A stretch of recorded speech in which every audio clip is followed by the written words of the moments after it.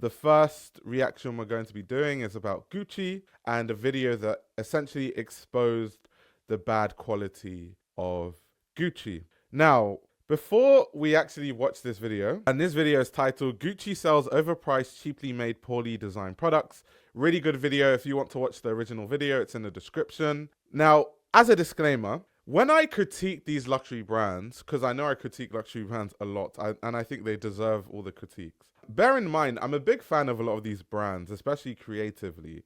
I'm a big fan of Gucci. It's why I cover them all the time. I was a fan of what Alessandro Michele did. I'm a fan of what, Tom Ford did. I'm a fan of what a lot of designers do. And sometimes when I critique these brands, it might seem like I'm critiquing designers, but that's not what I'm doing at all. Sabato De Sarno, who's the current creative director of Gucci, and Alessandro Michele, who of course is now at Valentino, was the former creative director of Gucci. They have nothing to do with the corporate overlords, cutting corners and doing all those things. So when I critique the bad practices from these companies, this actually has zero to do with the designers and more to do with the people that make the business decisions, like the CEOs. And there are many things that I want from Gucci till today. I'm a big fan of the horsebit loafers. I definitely want to pick up horsebit loafers at some point. I wouldn't buy new ones because, once again, as we're going to look at this video, the quality isn't fantastic. However, I definitely would look into buying vintage Gucci horsebit loafers. I just need to keep searching and find what is my size. So yeah, when we critique these brands, it's a shame that, the quality is lacking with a lot of these luxury brands to the point where dupes are starting to become better. But without further ado, let's get straight into the video. The leather on these $1,400 dress shoes is going to blow your mind. Do you see how clean it is? Do you see the uniformity of texture and color? It is of such high quality that to the untrained eye, it would even appear to be plastic. But it's not. And of course it's not. This is one of the most expensive shoes in the world we're talking about.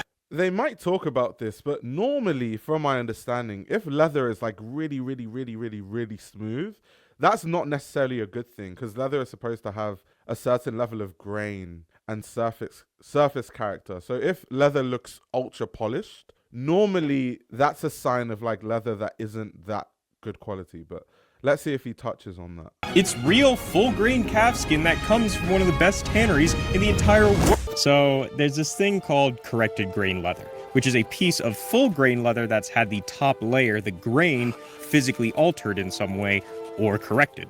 Oh my God, he talked about it almost immediately. Okay, he's about to cook. Okay, I know this video is about to be good. Let's see what he says. Let's see. Oh, he's about to cook. Is a piece of full grain leather that's had the top layer, the grain, physically altered in some way or corrected. Corrected grain leather can be pretty awesome, like in the case of stamping, where a piece of high quality full grain leather is physically imprinted with a pattern to give it a unique aesthetic. This is pebble grain. This is hatch grain. This is what happened when I asked Midjourney to put Asmongold's face on a shoe. He thought that World War II was in the 1800s. Thanks for unpausing, Asmon. He's not gonna watch this video. Cringe. But there's also another type of corrected grain leather where the grain is sanded down and then a synthetic lacquer is applied over it. It is a great... There we go. So that was exactly what I was talking about, because I know that certain leathers, to make it, because leather has, like, it's rough. It's a skin of an animal, right? It's not supposed to be ultra smooth. So normally when I see leather, and not every time, but a lot of times, a lot of brands, they like sand the leather down and try to make it polished and smooth. A lot of times when they do that, it's to hide imperfections. So I'm always really concerned, and I'm always like, anytime I see that, great way to take an inexpensive, cosmetically defective piece of leather like this, where you can see scars and other natural blemishes, and turn it into a clean, uniform, leather-looking material like this. And that's why you often see this kind of veneered, corrected grain leather in mass production items like cars and furniture, but also shoes. And indeed, most shoes you find at the department store between $50 and $150 will be this synthetic lacquered corrected grain leather, which is why they can be so affordable and profitable. But above $150 and especially $200, there is no reason you should be settling for anything less than real. Exactly. You shouldn't be settling for less than real leather at that price point. And these shoes were what? They're like $1,400 or something like that. That's insane. price-wise. That's so wild.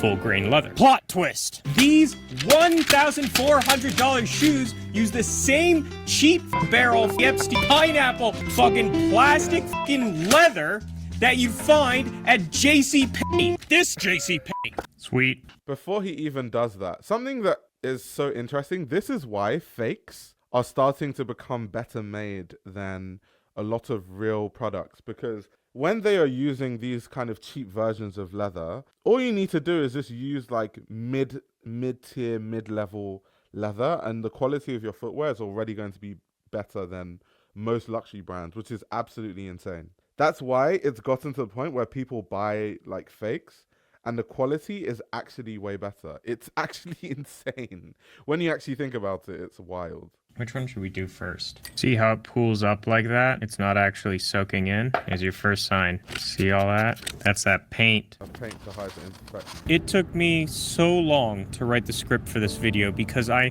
simply could not find the words to describe just how utterly surreal and insane this is. This is why I talk about, even though it's kind of becoming repetitive in a way, this is why I'm always talking about quality and luxury brands, because I just feel like the more people know, the better. So all of us collectively demand more from these brands, because I genuinely think it's criminal, the kind of prices that they charge for the quality, considering that historically, a lot of these brands, the reason why we associate them with a certain level of quality is because that's actually what they represented. You think of Gucci, how Gucci started. He was a busboy at the Savoy Hotel, and then he was looking at the lifestyles of the people that would stay at the Savoy and wanted to emulate that. That's why he started making leather goods. It's insane that someone who was aspiring to make products the quality that kings and queens and the upper class of back then used to use has now been reduced to this kind of quality. And that's why even though I expect these things from all these luxury brands at this point, it still shocks me every time. I just see more and more proof of how badly constructed and how badly made a lot of their garments are. But we're going to talk about that later because we still have the entire rest of the shoe to cover. And honestly, ignoring price for the moment, and trust me, we will return to price, it's not that bad. This is a Blake stitch shoe, which means you have one stitch that holds the whole shoe together that runs from the insole through the upper layers, through the midsole, and then through the outsole. This is a perfectly acceptable way to construct a high-quality leather dress shoe. And one of the biggest benefits of Blake stitch shoes versus the more popular Goodyear Well. Let me guess. Let me test my fashion knowledge. So I know a Blake stitch is lighter, I think. It's lighter because I know when something is Goodyear welted, it means it's very durable. It also means it's easy to resole because of like the separate stitches, which is very good because it means so long as the quality of the upper of your shoe is really high quality, then you just need to change the outsole constantly and you can like use those shoes for years and years and years. So yeah, Goodyear welting is really long lasting, but the only issue is that it's just really heavy sometimes. So I can imagine with the Blake stitch, it just means it's lighter, which is a good thing in a way because you don't always, well, not every situation calls for having shoes where you feel like you're wearing weights on your toes. So yeah, that would be, and also I know like Goodyear welted, because it's so stiff, it's also difficult to break in. So a lot of people find those kind of shoes painful to wear also. They're quite difficult to wear until you break them in. That's why people are like, oh my God, my heels were bleeding when I was wearing these shoes, or the top of your foot, right? So that's my guess, testing my knowledge there, but let's see what he says. Is that it requires less material in the footbed, which results in a lighter shoe to walk in. I sure hope this one benefit of Blake stitch construction is not invalidated later on by poor design decisions. It's got a half rubber, half leather top lift, a full leather heel stack, full... Well, obviously, because the title of this video is Gucci sells overpriced, cheaply made, poorly designed products, obviously you can guess that even though they use the Blake stitch, the reasoning is not because they want a lighter shoe. Because normally if a company makes really high quality products, those considerations is more of a practical thing, but the rest of the construction will show you that actually they're not cutting corners. They're doing that because they want a lighter shoe, not because they're trying to just use less materials to make the shoe and that's it. And those kind of brands normally price things fairly. So it would be cheaper than their Goodyear welted shoes also. So yeah, let's see how he's going to cook Gucci in this part.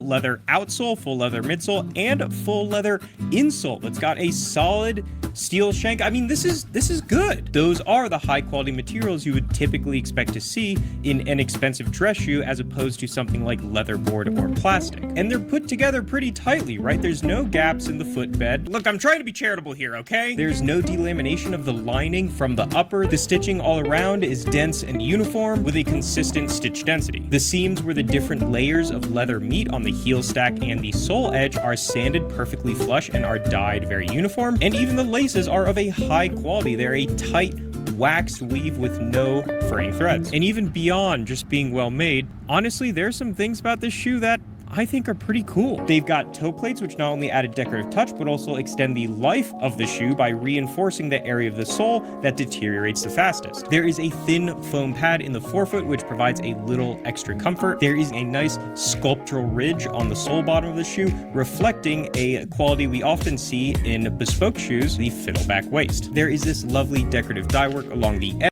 Before you continue, something as I'm watching this video, a thought came to my mind. Socks, which is a common drawback for Blake Stitch shoes. Some of these features, like the foam in the forefoot and the closed channel stitch, I've myself never even seen on a Blake Stitch shoe, and all of them add to the quality of construction. But there's still problems. I don't know how to organize this video because I want it to be a balanced viewing experience between good and bad, as I try to do with all my reviews, but I'm just gonna be honest, guys, it's mostly bad from here on out. There's no heel pad, which is definitely something you'd want on a Blake Stitch shoe because there's no inherent shock absorption that you have in Goodyear welted shoes from that. Oh, so that's a really good point, right? Aside from, so this is a big issue I have with luxury brands in general, and it's something I've talked about before.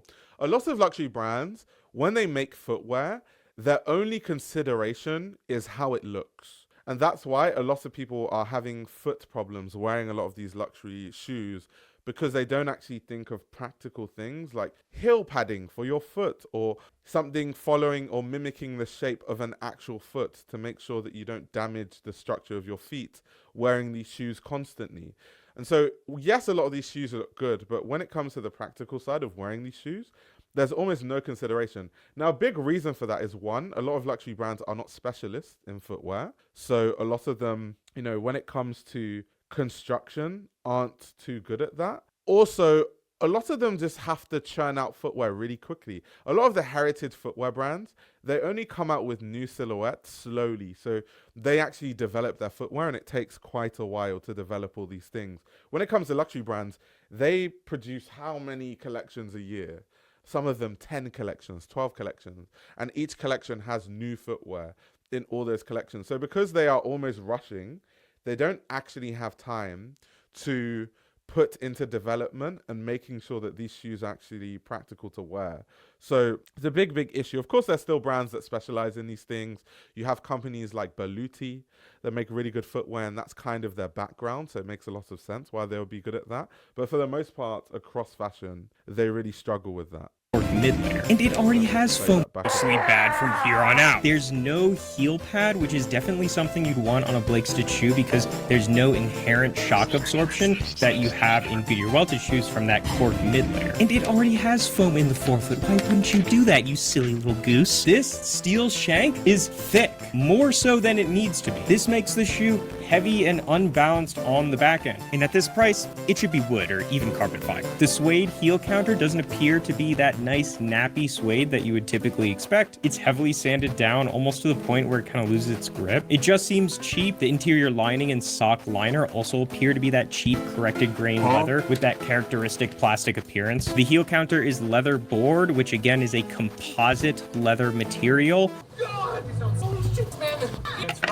Well, that's kind of shitty. There, do you see it? Do you believe me? You believe me now, Bernice? I'm retarded. It should be real leather, both at this price and well below. The toe stiffener, there. Can you see it? Are we in focus? That's it. Merry Christmas! It's kind of okay. Again, from a functional standpoint, it's fine, but you know, really at this price, you would expect to see, you know, a full grain leather, I think, or at least a leather board. You can see remnants of the glue left over in the broguing, sloppy craftsmanship, and then the toe plate, which is like one of the coolest features about this shoe, right? Well, yeah. if it was installed correctly. See how the plate isn't flush with the rest of the shoe and the sole edge? That's not good. And not just from a craftsmanship standpoint. Water will seep into those crevices and deteriorate the leather and the stitching from the inside out. But we're still not. See those screws popping out? I sure hope you don't plan on wearing your fancy shiny new $1,400 shoes on, you know, a floor, because I'd be pretty concerned you are going to scratch the absolute out of it. Not to mention that, once again, this is totally unacceptable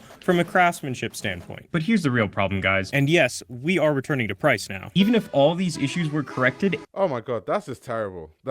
No words. That's just terrible. and upgrades made, from a materials and construction standpoint, these would still be worth maybe $250. We'll talk more about alternative brands later on, but keep in mind, guys, at this price and even well below it, you should absolutely expect either a Goodyear welted or hand welted construction shoe, both of which reflect greater cost of production and superior craftsmanship. Unless there is something else exceptional about it, you should not expect to spend more than $300 for a well-made Blake shoe. And even $250 feels... And this is what I was saying earlier, that with a lot of those heritage footwear brands, they normally price their things way more fairly. So when the consideration is, oh, we are trying to make a lightweight shoe, that's why we Blake stitched it, it will reflect in a lower price. My issue with a lot of these luxury brands is they cut corners and they just try to find something where, okay, what is the cheapest way to make this thing? And then after they've made it the cheapest way, then they just sell it for the price of everything else that they sell. And it doesn't make any sense to me. generous, considering the single most important material in the entire product is the lowest quality form of leather you can get. Everything good and bad we just discussed are candles in a burning building. These are $1,400 and they use plastic fucking... Not yet, I promise. We will get to it. We still have to talk about... Now you might say, okay, Christopher, but I'm not buying it for the materials. Real leather, fake leather, steel shank, like... whatever. I just want a good-looking, expensive-looking shoe so that I can show all my friends how much more smarter and morally superior I am to them, because what else are friends even for? I'm sorry, let's just get this out of the way now. I am a judgmental bitch. I am a huge bitch. I just want to get that out of the way now. I wasn't born this way, but this is what I've become. Okay.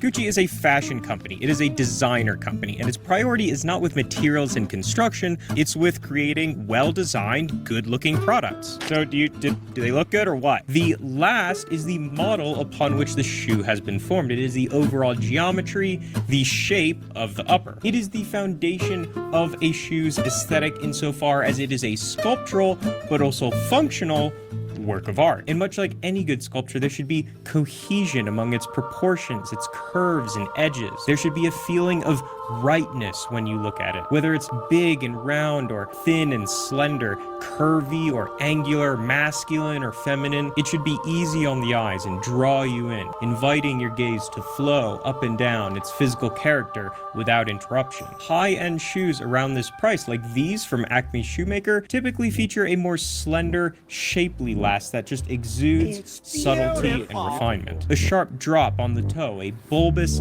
seamless heel, a tightly curved waist, and a sloping angle down the forefoot, reflecting the natural asymmetry of your foot itself. Just look at them. They're beautiful. Now look at them next to Gucci. They're just kind of dumpy. It's blocky and heavy and just kind of basic. It doesn't have... That's what I was alluding to earlier, that a lot of the heritage, really high quality footwear makers, the designs always look so... I'm trying to think of what the word is. I just associate all those designs with like a 50-year-old man that works in finance and wears suits and like only wears suits and has no sense of style outside of when he wears suits. Like that's kind of what I associate those designs with, the ultra pointy like kind of shoes. And I just think luxury brands do it so much better. But the problem with them is the quality is just so bad. They never construct it properly. So you either buy the terrible quality shoes made by a luxury brand that kind of looks cool, or you buy the other shoes that are made perfectly, but the design is just not desirable to me. I don't know. Yeah, exactly what Joel is saying. They look out of date, but the quality is top tier. Exactly. That's the thing. That's the issue I run into. Have that characteristic flow you see on well-designed sculptural objects. You might say, oh, well, that's just because it's a wider shoe. No. Even insofar as we are talking about more classic, straightforward, wider lasts, it is still outshined by companies like Bridlin and Blackbird, both of which show that you can still have a balanced, cohesive design even within the context of a wider, simpler shoe. I do like a nice heel on my shoes, though. That was probably started from when Saint Laurent Wyatts were really big. That was when I was like, you know, I can wear shoes with a really nice heel. It looks cool, to be honest. So now I'm a big fan of a nice heel on a men's shoe. It's a bit benign to talk about the heated seats in your $100,000 sports car if the body of the car itself is ugly and made of plastic. But we're going to do it anyways because Serbian loan sharks are going to harvest my organs if I don't make enough AdSense on this video. That's right, folks. The Albanians sold my debt to the Serbians, and let me assure you, the Serbians do not fuck around. You imperial bastards! They're a resourceful people. The dye work on the sole bottom edge just isn't great. It stretches over the closed channel line at various points and also... No, we have to pause that. Oh, God. The dye work That is terrible. on the sole bottom edge... That is terrible. Oh my gosh. That is so bad. That is just so bad. Look at how out of line that... Oh, that's bad. That's really bad. No shoe that costs $1,400 should not have perfect attention to detail. That is terrible. That is terrible. Just isn't great. It stretches over the closed channel line at various points and also just looks like kind of thin, as if it was like drawn on with a Sharpie that's just like running out of ink. Seems a little nitpicky, right? Remember guys, at this price, what you are buying is more a work of art than simply something you put on your feet to go to the office every day. You are paying for the scarcity, the rarity of masterful creation, of the highest order of craftsmanship that exists in the world. And it is in these small, seemingly insignificant details that we distinguish a generic product made in a factory from one made by the few craftsmen in the world even capable of such perfection. Back to it, there's no welt fudging on the sole edge. These decorative ridges that you often see on high-end shoes that even cost well below what this does, they help frame the upper much like the frame of a painting. A flat sole edge can sometimes work aesthetically on more minimal footwear like these Chelsea boots right here, for example, but for an Oxford, especially one as decorative as this, it just seems kind of flat and cheap and not aligned with the visual context of the rest of the shoe. The heel wheeling, it's nice that it's there and it is well done. The imprints are all even all around. Sometimes you can kind of see them like fade off a little bit, but it's not properly aligned with the heel layers, which just makes it look kind of off. And it's also awkwardly like in the middle of the heel stack when usually it runs like just along the top edge. And while the stitching is clean and consistent, the density is pretty lame. High stitch density is a sign of craftsmanship and aesthetic refinement and must be done by hand. But this stitch density, which you typically see on shoes between $200 and $400, is done by a machine and not a particularly impressive one. There is this cutout on the waist of the shoe. Usually you have what's called a beveled waist here, where the curvature of the sole edge reflects the curvature of the upper and combines with the curvature of the beveled or fiddleback sole bottom to create a sort of sculptural continuity that wraps around the three dimensions of the shoe. Here, you know, it's okay. I don't know that it reflects any high level of craftsmanship. I don't know that it adds anything from an aesthetic standpoint other than simply giving dimension to an otherwise flat surface, which is good. But again, it feels just sort of thrown in as opposed to thoughtfully implemented in a way that actually adds to the overall sculptural profile of the product. Oh my god, but they have the fiddleback waist! Oh wait, you mean it's just a shortcut imitation fiddleback waist made using a cheap insert, which would be cool for around $200, but not actually properly crafted with layers of cork or leather, which you would expect at this price? And even Gucci's insert itself is kind of pathetic. Indian company Bridlin achieves a far more pronounced and attractive bevel still with the use of an insert. And those are $250. And they're Goodyear welted. And then the broguing, the punch hole pattern that decorates the upper of the shoe. The punching itself is done cleanly all throughout the shoe with uniform spacing all throughout. As for the pattern itself, it's okay. It's nothing too special, though there are some nicer details that sort of visually suggest a forward movement or motion, a common motif in dress shoe patterning. The problem is this sophisticated, decorative, dynamic pattern. Excuse me, what the fuck is this? What the fuck is this? 1400 looks and feels out of place on a last that is wider, blockier, and heavier. Especially on the toe cap, it almost looks like it was a nicer pattern that was made for something more slender and refined, like a Gaziano and Girl. I know I say this, I know it's a broken record, but you can't charge $1,400 for footwear and it lacks this much attention to detail. Like, no padding in the heel, terrible dyeing, the toe plate being horribly constructed, the leather not even being full grain. Like, how can a pair of footwear have this many issues and you still think it's okay to charge $1,400? I just don't understand it. I don't even understand how they arrive at these prices sometimes. That's why when people are like, no, like these brands make really good quality stuff, I'm like, don't defend these brands. They won't pay you any money. I promise you. And then sort of like stretched over, you know, the wider toe of this Gucci. Oh my God, voice crack. Sorry, I'm still hitting puberty, guys. Move on. Excuse me. The heel nails are nailed in nice and flush, and I do quite like this decorative stamping where the sole meets the heel stack. So what are they worth? Well, probably around not yet. Bear with me, my friends. We just have... This is a good comment, by the way. The Gucci Horsebit Classic Men's went from £500 to £810 in the last 3 years. Yeah, it doesn't make any sense. That's why I said, as much as I like the design of the Gucci Horsebit loafers, the classic ones, I refuse to buy them new. I refuse, because I know the quality is going to be terrible and I'm going to be wearing them and the sole is going to detach and I'm just going to be pissed. So yeah, I have to find some vintage pairs, but it's insane. 2 more to go. I promise we are almost there. But Chris, they're made in Italy. Yeah, you know what that means? It means Italy. Yeah, the made in Italy, we've debunked this thing so many times. So many people think that things being made in Italy just means that automatically it's going to be great. I understand where it comes from because there are parts of Italy that are known for craftsmanship. I mean, Italian tailoring is very famous. I mean, you go to the Tuscan region and they make some of the highest quality leather goods you've ever seen in your life. However, that isn't, when these brands mass produce things, a lot of times they are using like these kind of factories where they use slave labor, like what we covered when it came to Dior and Armani and the kind of factories that they collaborate with, right? So made in Italy doesn't really mean anything. There's this assumption that if something is made in Italy, it's made by artisans, but then it could be made by, you know, illegal migrant workers that have no skills. And when I say no skills, in terms of they haven't been crafting shoes for generations. That's kind of what people think. I think that's what people imagine in their mind when they see something is made in Italy or made in France. They just assume that, you know, there's some craftsperson who's been 5 generations making shoes, hand making their shoes. That's just not the reality.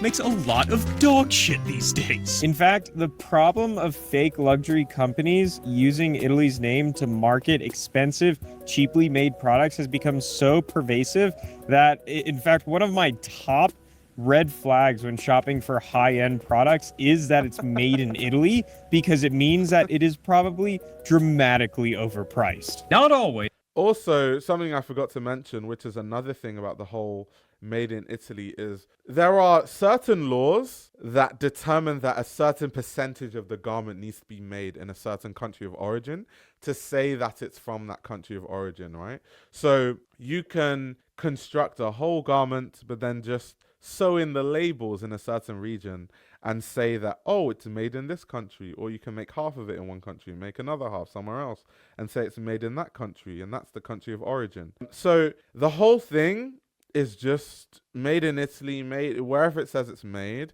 To me, it doesn't really mean anything. I just want to know, is it well made? Who made it? How was it made? That's all I'm concerned with. The country to me doesn't actually mean anything, because anyone could be making it and it could just be a tiny part of the garment or the footwear that was actually made in that region. But often. Are you Italian? Does that offend you? Does it make you angry? It absolutely should. You know what you should do about it? Number 1, tweet at me. Or get your government to create regulations to prevent shitty companies from taking advantage of your proud, well-deserved reputation for quality and abusing and destroying it so that they can profit off of deceiving consumers. But Chris, it's the brand name, it's the prestige, the legacy, it's the story of Gucci. That's why I'm buying this product. That's why I'm spending all this money. I don't want to I am sure there are people out there who genuinely feel connected to and value the story behind Gucci as a facet of human history. And I respect that. But I'm gonna level with you guys. Not once in my entire life have I ever heard anyone say that kind of thing about an LVMH or Kering company and be able to recall even remotely basic details about the company's history. This is kind of true, where he was saying that, you know, people are like, no, it's because I appreciate the craftsmanship of Gucci, but then they can't even mention, they don't know who the creative directors are, they don't know who Sabato De Sarno is, you know, they don't know who the people behind these brands are, they don't know who Frida Giannini is, they don't know who Alessandro Michele is, they don't know who Tom Ford is, they don't know who Gucci Gucci is, Aldo Gucci, all these people, right? They're really important to the history of the brand, but they will fight you and say that they really appreciate the brand and the craftsmanship and the history. He is cooking there. I do also think that two things can be true at once. I do understand why people feel that way, though, because I get a lot of hate comments in my videos sometimes where people are like, you don't know anything about fashion. All you do is talk, you know, on your streams, which is funny because I actually work in the industry, but that's beside the point. But people do that. I think the main reason why people do that, I think, is because if you spent your hard-earned money, which is why I don't blame these people. If you spent your hard-earned money, you worked hard in whatever job you do, and you're like, let me treat myself to this Gucci piece, and you've wanted this piece for years and you finally buy it, then someone like me, you watch a video by me where I'm talking about how bad the quality is, of course you're going to feel some kind of way about it, and you might take it personally and lash out. So I understand that. I understand where it comes from. I also think two things can be true at once. I really appreciate Gucci from a creative standpoint. Like I was talking about Alessandro Michele and how I was a big fan of his tenure at Gucci and the androgynous aesthetic and this aesthetic that you can mimic by going to thrift stores and putting things together. I thought it was really fun. This maximalist aesthetic, I think it gave Gucci a very distinctive design language when a lot of brands were starting to look the same. And now I think one of Gucci's biggest problems under Sabato De Sarno is that it looks like too many other brands, whereas under Alessandro Michele it had more of an identity. I can appreciate all those things about the brand, but then not buy anything because I'm like, as much as I like this piece, the quality is so bad that my love for the actual design cannot outweigh how annoyed I would be to spend my hard-earned money on something that badly and poorly constructed. And once again, it being poorly constructed has nothing to do with the designers. It has more to do with the people in the corporate offices who make all these decisions on cutting corners so they can improve their profit margins. So those two things can be true at once. Some people might not care about the quality, and their love for an actual design might outweigh how bad the quality is. And I also don't think there's necessarily anything totally wrong with that, but I just think collectively we need to demand more from these brands quality-wise, especially considering the price points of their goods. How old is the company? When was the founder born? Who was he or she? How did they get into the business? Who took over after the founder sold or passed away?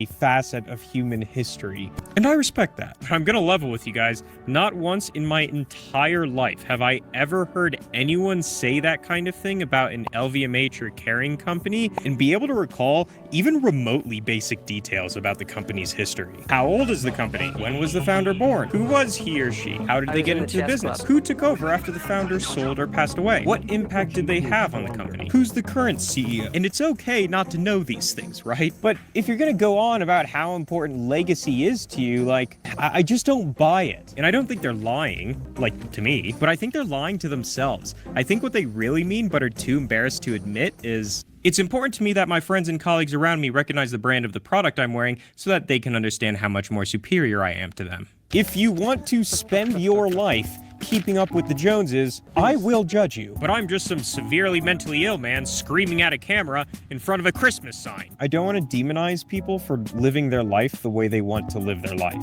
And even more so, I don't want to demonize people for being human. The point I want to make is that prestige is a valid reason to buy a company's product and even pay a little extra for it. But the reason these companies, these names and stories are prestigious, become prestigious, the reason anyone gave any shits about some random fat Italian dude in the early 1900s isn't because of the letters that happened to coincidentally spell out his name. It's because that name was a heuristic. It was a shortcut for consumers. It was an indicator of high quality, good value products. Exactly. Exactly. But why was it an indicator of high quality products? Because they actually made high quality products. That's why. But the very moment a brand stops providing that, it loses that prestige. And the only thing you're showing off is that... I 100% agree with what he just said.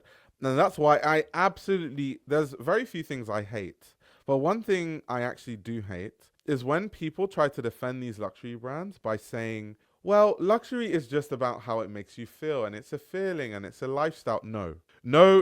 We're not going to make any excuses for any of these luxury brands. It starts with quality. If your luxury brand is bad quality, I don't want to know anything else about your brand. I'm not interested anymore if the quality is bad. You've been scammed into buying a cheaply made product for the price of a 2004 Chrysler Town & Country.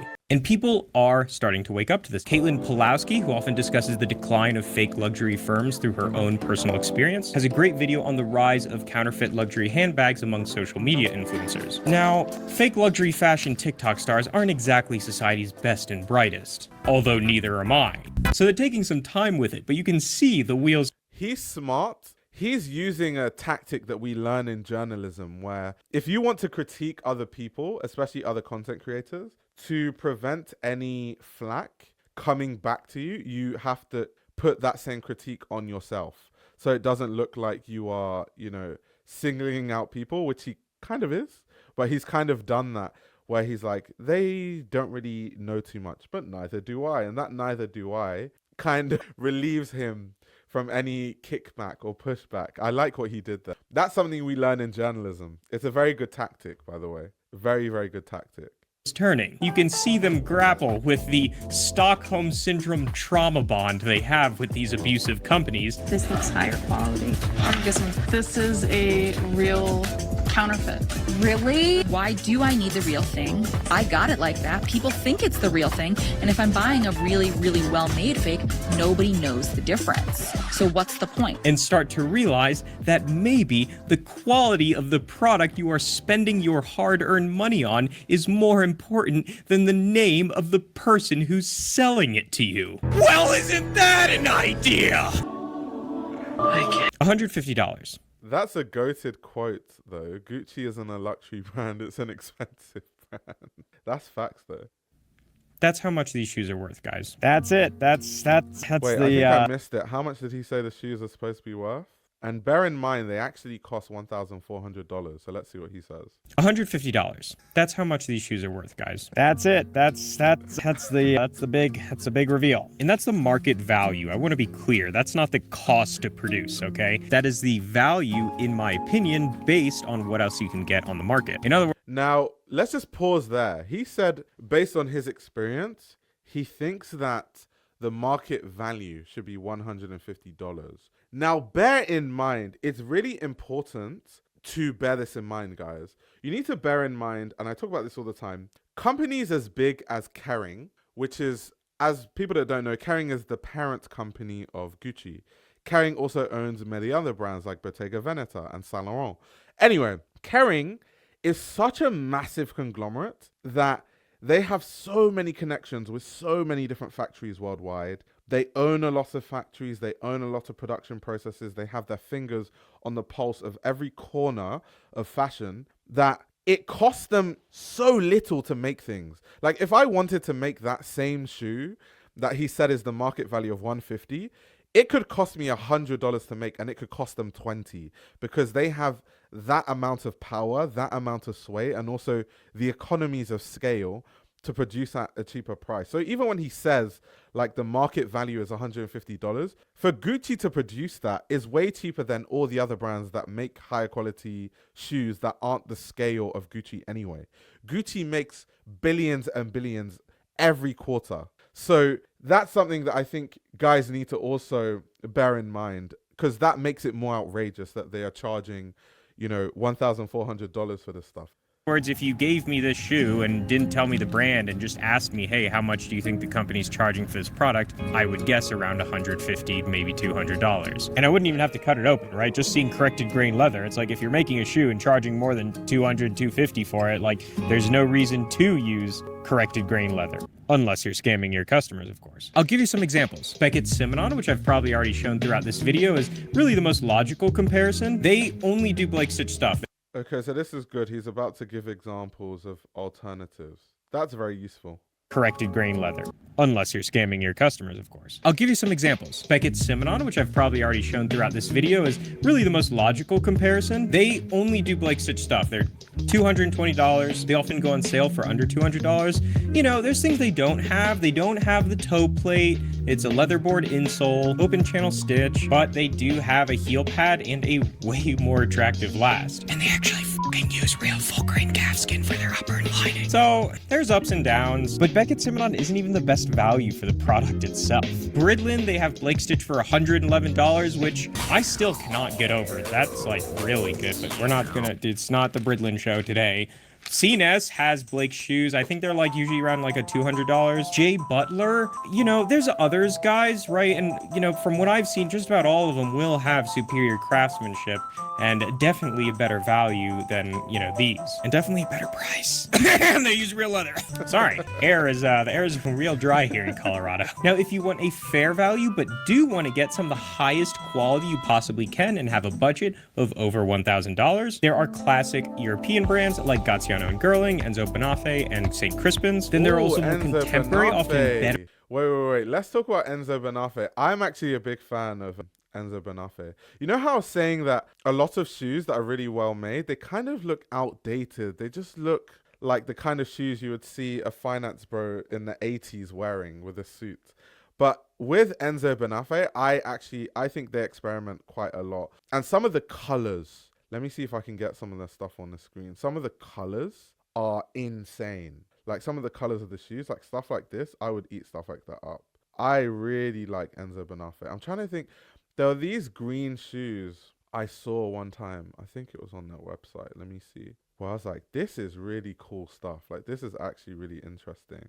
Let's have a look. Yeah, like, look at these. Like, even the double strap boots. That color is, like, really, really cool. That's really cool that he mentioned them, because I'm just a big fan of it. But anyway, let's continue. Let's finish off the video. It's almost done. Better value Asian brands like Yohei Fukuda, Acme Shoemaker, Yearn's artisanal line, and Ichigo Ichie. The primary drawback for all these companies, of course, being that they do not offer blackface sweaters or borderline pedophilic ad campaigns. But honestly, guys, I could sit here and list off brands all day, and that's because, aside from other LVMH and carrying companies, these could very well be the worst value for dress shoes in the entire world. That's such a good video, honestly. And when I saw the title, I knew it was going to be interesting.